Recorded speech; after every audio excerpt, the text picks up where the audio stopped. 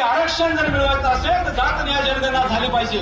सरसकट सर्व समाजाची जात न्याय जनगणना झाली पाहिजे.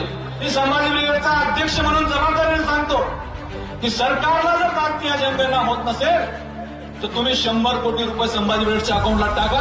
2 महिन्यामध्ये महाराष्ट्रातली जात न्याय जनगणना देऊ करून संभाजी ब्रिगेड. आमच्याकडे यंत्रणा आहे, साधं सोपा फॉर्म्युला आहे.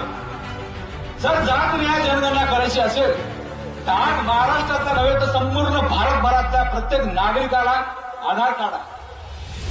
आधार कार्ड त्याच्या बँकेशी जोडलेलं आहे, त्याच्या सगळ्या धंद्यापाण्याशी जोडलेलं आहे. मग या आधार कार्डमध्ये जर तुम्ही जातीचा रकाना टाकला आणि त्याचं जर अपडेट केलं तर 8 दिवसामध्ये गावखेड्यातले तलाठी तहसीलदार आणि सर्व कोतवाल सगळे लोक कामाला लागले तर 8 दिवसामध्ये तुम्हाला सगळे जात न्याय सगळी माहिती मिळू शकते. परंतु राजकीय इच्छाशक्तीचा अभाव असल्यामुळे मी यांना करायचं नाही. जात न्याय जनगणना झाली पाहिजे ही संभाजी ब्रिगेडची मागणी.